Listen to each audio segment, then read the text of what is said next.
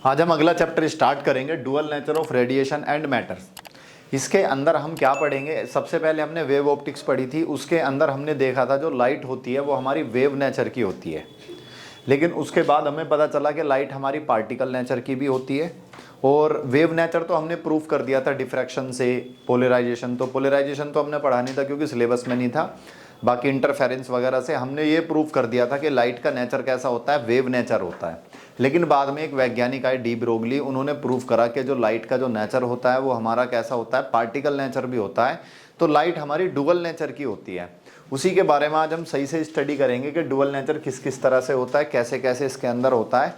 तो इस चैप्टर को शुरू करने से पहले छोटे छोटे कुछ टर्म्स हैं, पहले हमें उनके बारे में पता होना चाहिए। वैसे आपको बहुत सारी चीज़ें इसमें पहले से ही पता होंगी, लेकिन फिर भी हम इनको बेसिक से लेकर चलते हैं। सबसे पहले हमारे फ्री इलेक्ट्रॉन्स क्या होते हैं? फ्री इलेक्ट्रॉन्स क्या होते हैं? सपोज करो हमारे पास कोई एक एटम है, ये उसका न्यूक्लियस है, ये उसकी सेल्स हैं बाहर। इन सेल्स में क्या है, आपके इलेक्ट्रॉन क्या है, मूव कर रहे हैं। इलेक्ट्रॉन क्या है, आपके ट्रेवल कर रहे हैं।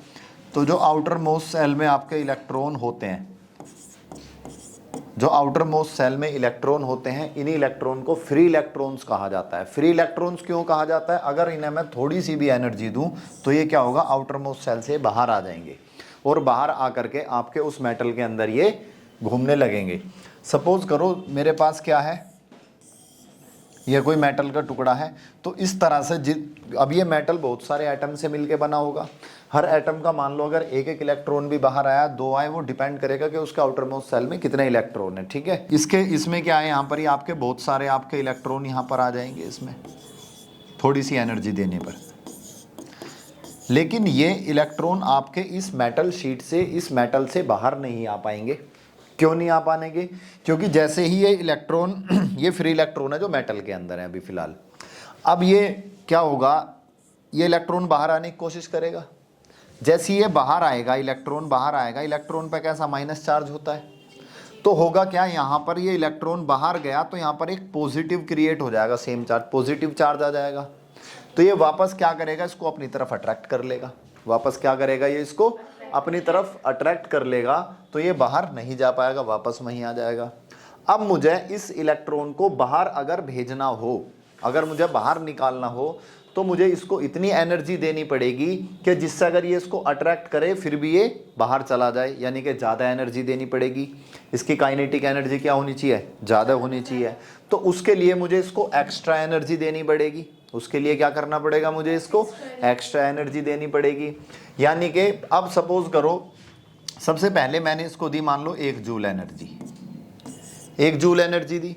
1 जूल एनर्जी पे क्या हुआ, ये मेरा जो है यहाँ से बाहर तो आ गया, लेकिन फिर वापस इसने क्या करा, इसको अपनी तरफ अट्रैक्ट कर लिया।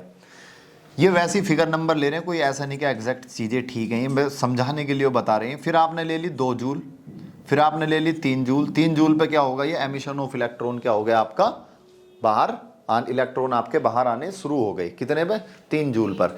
3 जूल से कम पे नहीं आ रहे थे। तो मिनिमम एनर्जी जो रिक्वायर है एमिशन ऑफ इलेक्ट्रॉन के लिए, आपको जो इलेक्ट्रॉन बाहर निकालने के लिए जो मिनिमम एनर्जी चाहिए, उस एनर्जी को कहा जाता है हमारा वर्क फंक्शन। क्या कहा जाता है उसको, वर्क फंक्शन। तो ये चीज़ क्लियर होगी वर्क फंक्शन। वर्क फंक्शन को हम W नोट से भी डिनोट कर देते हैं। अगर NCERT की बात करें तो NCERT में इसको 5 नोट से डिनोट करा है, तो हम भी इसको 5 से ही डिनोट कर देते हैं। ठीक है, this is called work function. तो वर्क फंक्शन क्या है, minimum energy required to escape electrons from metal surface. तो मिनिमम एनर्जी जो चाहिए मेटल सरफेस से निकलने के लिए, उसको क्या कहा जाता है, हमारा वर्क फंक्शन। ये छोटी छोटी डेफिनेशन इसलिए पढ़ रहे हैं जिस समय चैप्टर के अंदर ये इस्तेमाल होंगी, हमें समझ में आ जाए। इसके बाद फोटोन्स का हमें पता होना चाहिए। जो लाइट है ना, वो हमारी जो ट्रेवल करती है, वो फोटोन्स की टर्म्स में ही ट्रेवल करती है। मतलब कैसे, जो छोटे छोटे पैकेट होते हैं जो लाइट के, जो वो ट्रेवल करते हैं आपके। पहले हमने वेव नेचर पढ़ा था, लेकिन पार्टिकल नेचर के लिए क्या देखा गया कि जो लाइट है हमारी, वो ट्रेवल करती है, जो लाइट की वेव और ट्रेवल करती है एनर्जी के छोटे छोटे पैकेट्स में, और उन एनर्जी के छोटे छोटे पैकेट्स को ही क्वांटा कहा जाता है, और उसी को क्या कहते हैं हम, फोटोन्स भी कहते हैं। क्या कहते हैं उनको हम, फोटोन्स। अब इस फोटोन्स की, एक फोटोन की कुछ ना कुछ हमारी एनर्जी होगी। एनर्जी कितनी होगी उसकी, एनर्जी होती है h म्यू। क्या होती है एनर्जी, h म्यू। मतलब ये क्या है, फ्रिक्वेंसी, और h क्या है यहाँ पर हमारा, प्लैंक कांस्टेंट। h क्या है यहाँ पर हमारा, प्लैंक कांस्टेंट। अब यहाँ से हमें कुछ चीज़ें पता चलती हैं। इसकी एक फिक्स वैल्यू होती है, प्लैंक कांस्टेंट है तो फिक्स ही वैल्यू होगी आपकी। अब ये क्या है, फिर एनर्जी हमारी जो डिपेंड करेगी वो किसके ऊपर डिपेंड करेगी, फ्रीक्वेंसी के ऊपर। फ्रीक्वेंसी के ऊपर हमारी इसकी एनर्जी डिपेंड करेगी। जितनी ज़्यादा किसी लाइट की फ्रीक्वेंसी होगी उतनी ही ज़्यादा उसके फोटोन्स की एनर्जी होगी, एनर्जी उतनी ही ज़्यादा होगी। तो यहाँ से मुझे एक बात समझ में आ जाती है, जो एनर्जी है वो डायरेक्टली प्रोपोर्शनल किसके है, मेरी फ्रीक्वेंसी के है।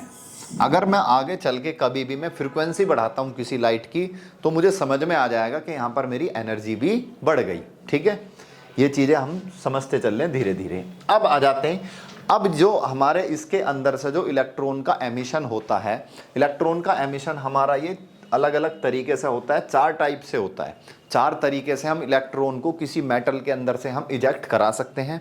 सबसे पहला तरीका क्या है हमारा, थर्मो आयनिक एमिशन। थर्मो आयनिक एमिशन के अंदर क्या, कोई भी हम मेटल की शीट ले ली या जिसके अंदर से आप एमिशन कराना चाह रहे हो, उस मेटल की प्लेट ले ली और उसको हीट कर दिया।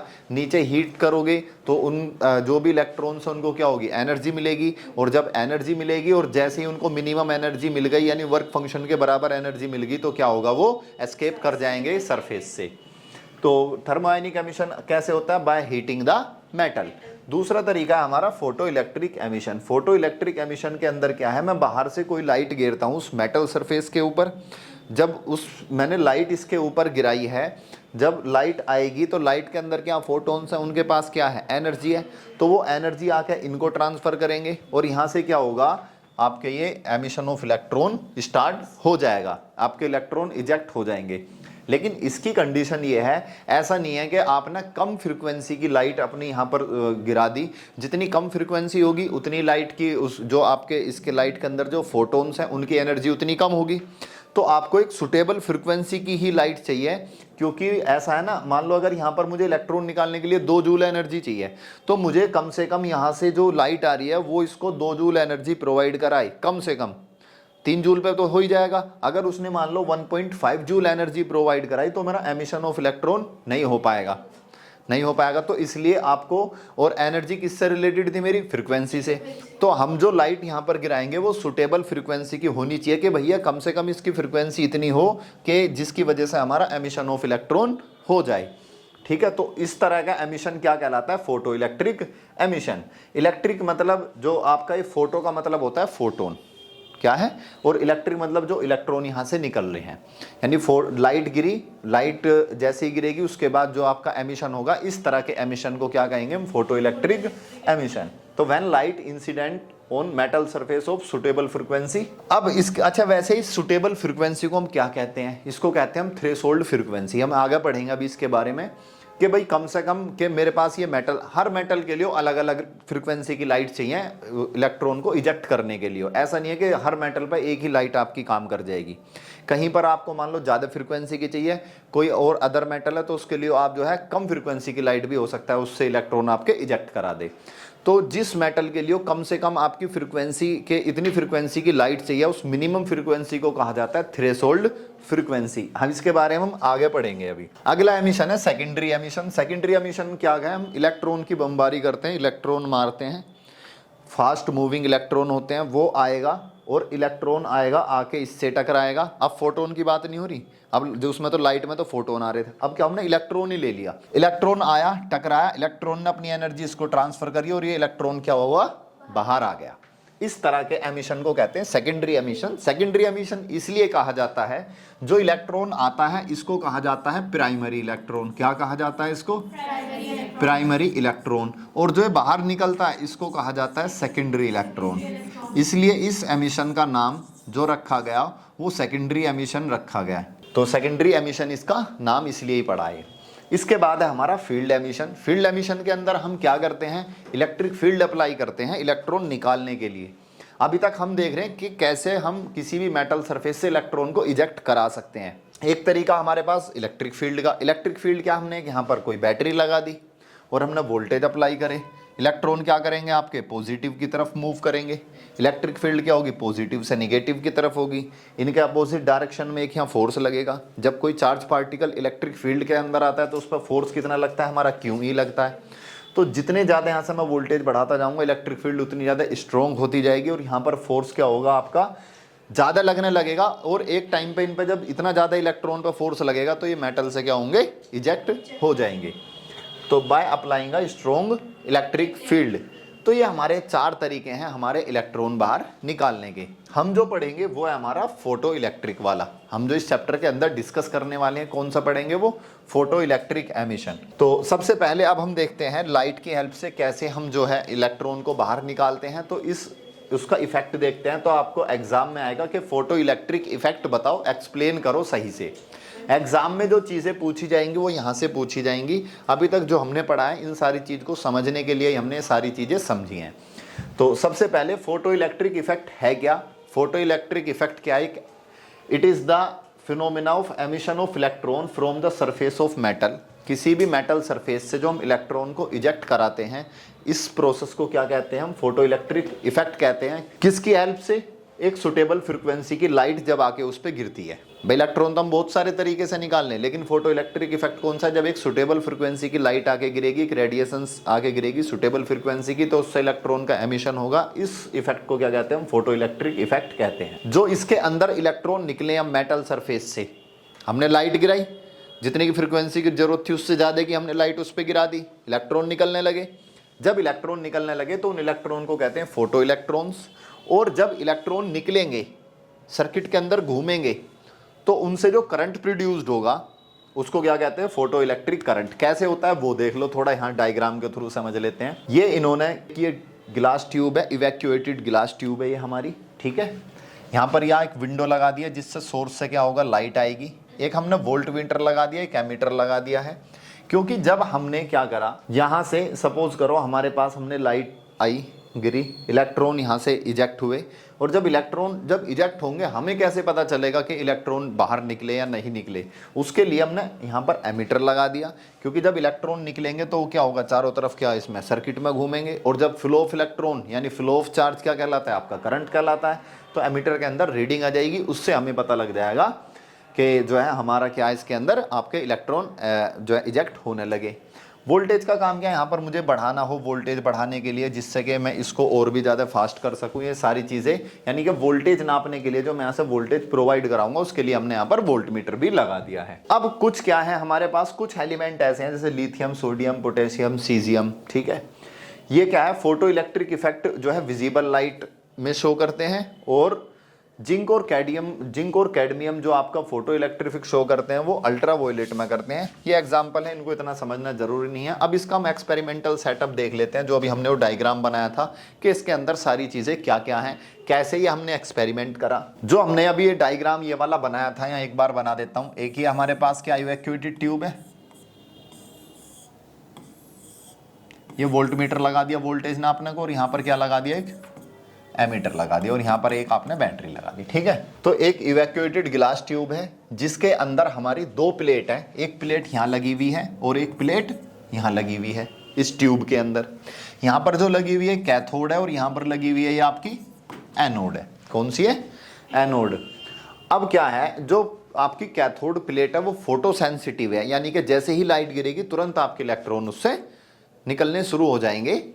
लाइट के मतलब बहुत ज़्यादा सेंसिटिव है। तो फोटो सेंसिटिव प्लेट क्या है हमारी? सी है, और एक अनोदर प्लेट क्या है हमारी? मेटल प्लेट ए है। जब एक monochromatic radiation of suitable, monochromatic का मतलब तो पता ही होगा, हाँ, तो एक monochromatic radiation of suitable frequency जब प्लेट सी के ऊपर गिरती है तो इलेक्ट्रॉन्स का एमिशन स्टार्ट हो जाता है। Electrons are emitted which are collected by A. यहाँ से इलेक्ट्रॉन आपके निकलेंगे, ये माइनस हो जाएगा, ये प्लस होगा, ठीक है।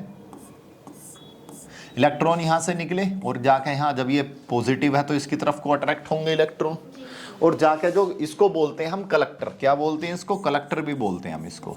यानी क्या होगा, इलेक्ट्रॉन को ये कलेक्ट करना शुरू कर देगी, तो कलेक्टेड बाय ए। और उसके बाद क्या होगा, हमारा आउटर सर्किट में करंट फ्लो करेगा, और उस करंट को हम कैसे मेजर कर लेंगे? हम एमीटर से मेजर कर लेंगे, और उस करंट को क्या कहा जाता है? फोटो इलेक्ट्रिक करंट कहा जाता है। हमारा इसका एक्सपेरिमेंटल सेटअप है।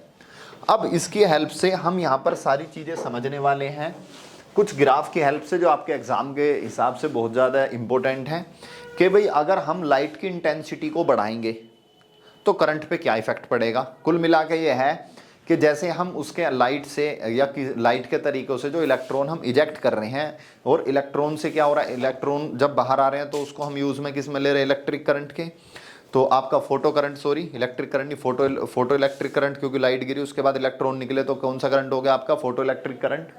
अब वो आपका फोटो करंट जो है वो इंटेंसिटी से बढ़ेगा घटेगा, फ्रीक्वेंसी बढ़ाएंगे तो क्या असर पड़ेगा, ये सारी चीजें देखते हैं। सबसे पहले इंटेंसिटी का देख लेते हैं। तो इंटेंसिटी क्या होती है, डायरेक्टली प्रोपोर्शनल होती है फोटो इलेक्ट्रिक करंट के। अब कैसे होती है, सपोज करो हमारे पास कोई एक बल्ब है, अब इससे जो है चारों तरफ रोशनी निकलने लगी, लाइट चारों तरफ इससे क्या होगा, निकलने लगी, और ये बल्ब है मेरा कोई, ये मान लो 20 वाट की ट्यूब लाइट है।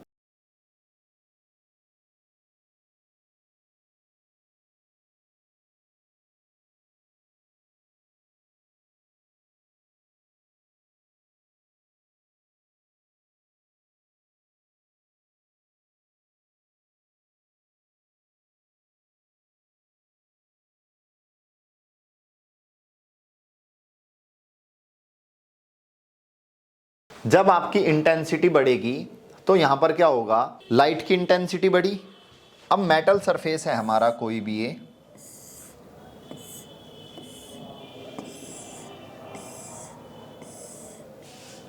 तो यहां से क्या होगा, इसके पहले मान लो 20 वाट का था, तो यहां सपोज करो ये 20 इलेक्ट्रॉन को यहां पर एनर्जी प्रोवाइड करा रहा, एक सपोज वैसी नंबर ले लेते हैं जिससे चीजें हमें समझ में आ जाएं। 20 वाट का बल्ब था हमारे पास जब, तो वो उसने जो यहाँ से रोशनी आई, उससे जो लाइट आई, उसने 20 इलेक्ट्रॉन को यहाँ पर क्या हुआ, उनको एनर्जी प्रोवाइड कराई, और एनर्जी प्रोवाइड कराने के बाद वो 20 इलेक्ट्रॉन आपके बाहर निकल गए। उसके बाद क्या हुआ, तो जब 20 इलेक्ट्रॉन आपके सर्किट में घूमेंगे तो 20 के हिसाब से करंट जनरेट होगा यहाँ पर। उसके बाद मैंने क्या करा, 100 वाट का बल्ब लगा दिया, लाइट की इंटेंसिटी और ज़्यादा हो गई। लाइट की इंटेंसिटी जब और ज़्यादा हो गई तो यहाँ पर क्या होगा, अब ये 100 इलेक्ट्रॉन को एनर्जी प्रोवाइड कराएगा। अब 100 इलेक्ट्रॉन में से हो सकता है 70-80 इलेक्ट्रॉन यहाँ पर बाहर सर्किट में जो है चले जाए करंट का, तो करंट क्या होगा, ओवरऑल बढ़ेगा। तो कुल मिला के बात यह है कि अगर मैं इंटेंसिटी बढ़ाता हूँ लाइट की, तो मेरा फोटो इलेक्ट्रिक करंट क्या है, बढ़ता है। Intensity of light is directly proportional to the photoelectric current. यानी कि आप ये याद कर लेना, जो इंटेंसिटी है डायरेक्टली प्रोपोर्शनल किसके होगी, फोटो करंट के, या फोटो इलेक्ट्रिक करंट भी कह सकते हैं या फोटो करंट भी कह सकते हैं, कोई दिक्कत नहीं है। जब डायरेक्टली प्रोपोर्शनल है तो मेरा इसका ग्राफ कैसा बनेगा, इस तरह से बनेगा। भाई स्टार्टिंग में मेरी इंटेंसिटी 0 थी, जब कोई लाइट ही नहीं आ रही तो इसका मतलब इंटेंसिटी 0 है, और किसी मेटल के ऊपर कोई लाइट नहीं गिरेगी तो इलेक्ट्रॉन का एमिशन नहीं होगा। इलेक्ट्रॉन का एमिशन नहीं होगा तो क्या होगा, मेरा फोटो इलेक्ट्रिक करंट भी 0 होगा। तो स्टार्टिंग में दोनों चीज़ 0 है। जैसे जैसे मैंने इंटेंसिटी बढ़ाता गया वैसे वैसे मेरा फोटो इलेक्ट्रिक करंट भी इसके अंदर बढ़ता गया। तो ये रिलेशन था मेरा फोटो इलेक्ट्रिक और इंटेंसिटी के बीच में, कि इंटेंसिटी बढ़ाएंगे तो उससे क्या होगा, हमारा फोटो इलेक्ट्रिक करंट भी हमारा बढ़ेगा। अब देख लेते हैं हम पोटेंशियल की टर्म्स में। अब देख लेते हैं पोटेंशियल का क्या असर होता है हमारा। स्टार्टिंग में क्या है, कोई भी हमारा मेटल है उसके अंदर थोड़े बहुत अपने फ्री इलेक्ट्रॉन होते हैं, तो उनकी वजह से कुछ ना कुछ, अभी मैंने पोटेंशियल बिल्कुल दिया नहीं है, पोटेंशियल मेरा 0 है, लेकिन उस मेटल के अंदर अपने फ्री इलेक्ट्रॉन की वजह से कुछ ना कुछ उसका करंट है। तो सपोज करो स्टार्टिंग में यहाँ पर मेरी वैल्यू है, ठीक है। अब मैंने जो ना लाइट फिक्स कर दिया, वो कितनी फ्रीक्वेंसी की लाइट आ रही है, सारी चीज़ हो रही है। अब मैं पोटेंशियल को, जो नीचे जो मैंने एक बैटरी लगाई है, मैं उसको कम ज़्यादा करके देखता हूँ कि उसका क्या इफेक्ट पड़ेगा। मैंने सपोज करो लाइट आ रही है मेरी, मैंने एक बल्ब लगा दिया, 100 वाट का बल्ब लगा दिया, फ्रीक्वेंसी भी सेम, सारी चीज़ सेम, अब उसको चेंज नहीं कर रहा मैं। अब मैं वोल्टेज चेंज करके देख रहा हूँ कि मेरा क्या इफेक्ट पड़ेगा। जब सोर्स की लाइट आ रही है, सारे काम हो रहे हैं, तो उसके अंदर कुछ अपने फ्री इलेक्ट्रॉन है। जब कुछ फ्री इलेक्ट्रॉन है उसकी वजह से कुछ ना कुछ करंट होगा। अब मैंने पोटेंशियल अब मैंने क्या करा, धीरे धीरे पोटेंशियल बढ़ाना शुरू करा। धीरे धीरे क्या करा, पोटेंशियल बढ़ाना शुरू करो। यानी कि सपोज करो जैसे मेरे पास ये था, ये कैथोड, ये एनोड, ये बैटरी लगा दी। अब मैंने धीरे धीरे क्या हुआ, वोल्टेज बढ़ाने शुरू करे।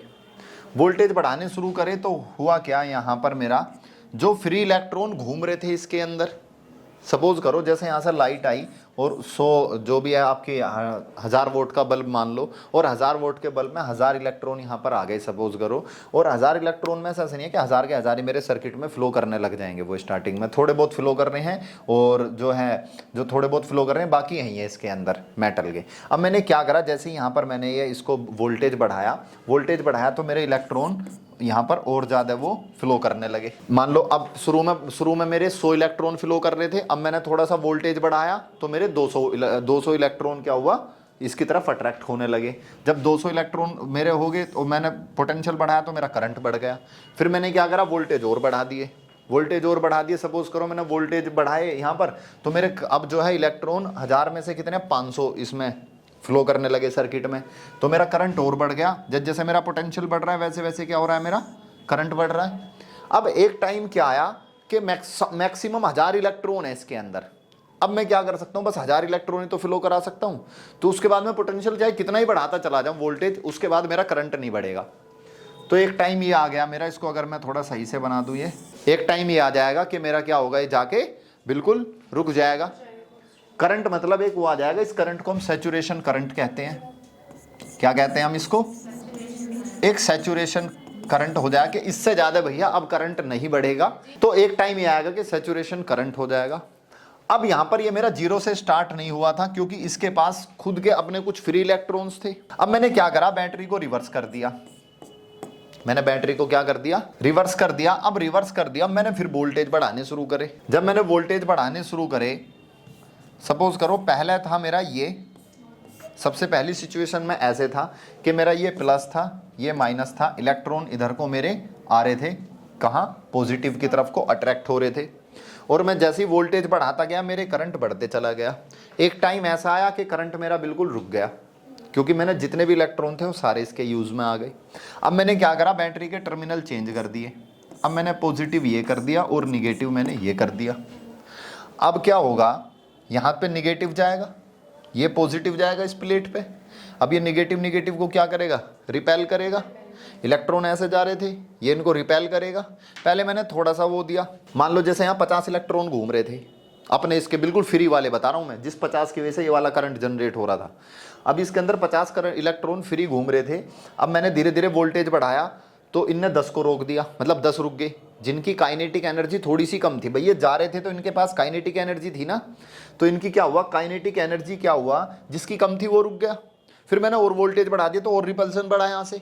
जब और रिपल्सन बढ़ा तो उससे ज़्यादा किसी और की काइनेटिक एनर्जी और ज़्यादा कम हो गई। एक टाइम ऐसा आएगा जैसे मैं इसको बढ़ाता जाऊँगा इतना ज़्यादा यहाँ से फोर्स लगने लगेगा कि सारे इलेक्ट्रॉन जो मैक्सिमम काइनेटिक एनर्जी जिसकी थी वो भी क्या होगा, रुक जाएगा।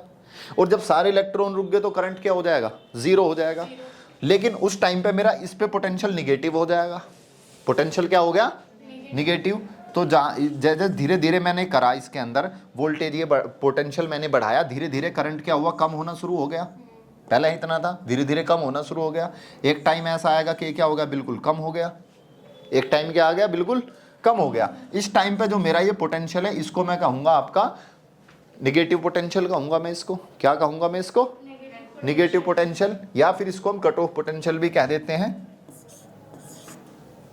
या इसका एक दूसरा नाम है हमारा स्टॉपिंग पोटेंशियल। क्या नाम है, स्टॉपिंग पोटेंशियल। इसलिए कहा गया क्योंकि यहां पर क्या है, मेरा करंट क्या हो गया, बिल्कुल 0 हो गया।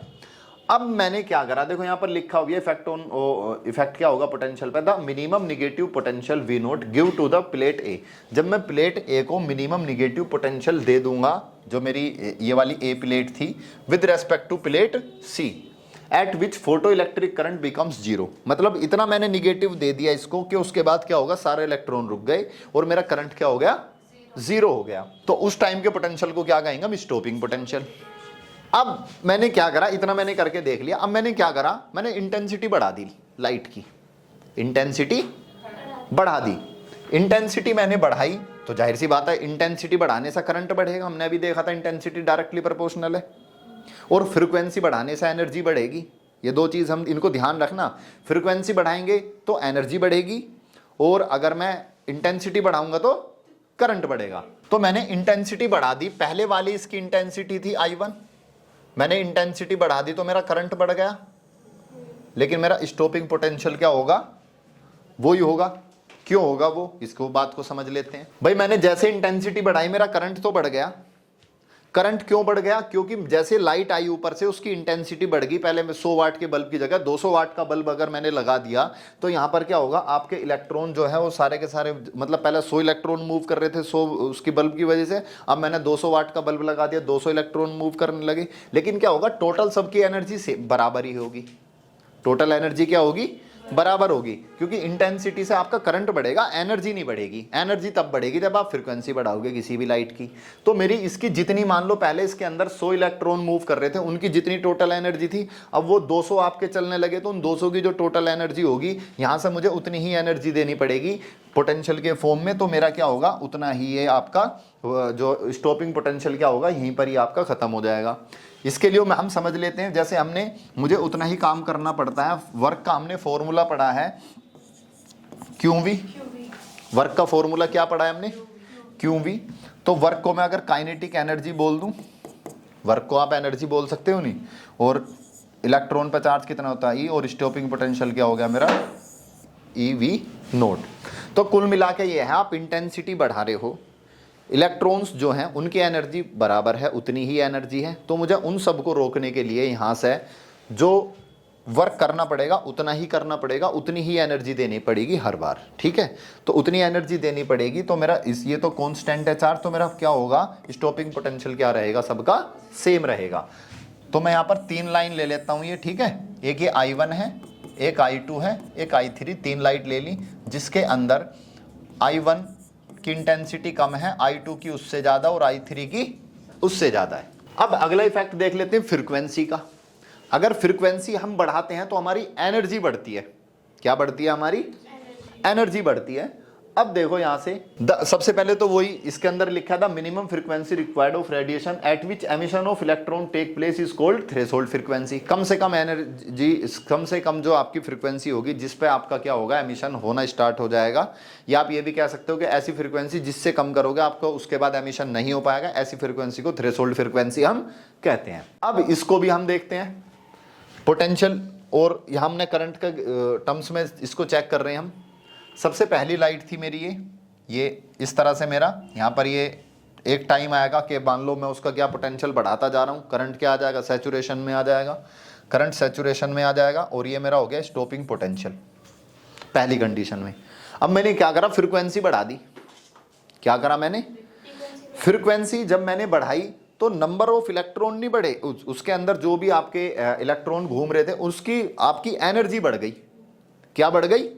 जब एनर्जी बढ़ गई, अब इलेक्ट्रॉन नहीं बढ़े, इंटेंसिटी नहीं बढ़ी, तो करंट तो बढ़ेगा नहीं, करंट तो हर बार वहीं जाके रुक जाएगा, करंट नहीं बढ़ेगा इस बार। लेकिन जब क्या होगा, मेरे यहाँ से ये इलेक्ट्रॉन इसके अंदर जब आपके मूव कर रहे थे, अब इनकी एनर्जी बढ़ गई। एनर्जी बढ़ गई तो मुझे यहाँ पर निगेटिव पोटेंशियल ज्यादा देना पड़ेगा। मान लो यहाँ पर एनर्जी, पहले केस में एनर्जी थी मान लो इसको 10 जूल, तो मुझे यहाँ से पोटेंशियल भी कितना, मान लो 10 जूल के हिसाब से दे दूंगा मैं, इसको 0 कर दिया। अब एनर्जी मान लो होगी यहाँ पर मेरी 20 जूल इन इलेक्ट्रॉन की, क्योंकि मैंने फ्रीक्वेंसी बढ़ा दी। फ्रीक्वेंसी बढ़ेगी तो एनर्जी बढ़ेगी। अब यहाँ पर क्या होगा, जब मेरी फ्रीक्वेंसी बढ़ी, फ्रीक्वेंसी से मेरी एनर्जी बढ़ी, तो अब यहाँ पर इनकी एनर्जी क्या होगी, ज़्यादा होगी, इनकी काइनेटिक एनर्जी ज़्यादा हो जाएगी।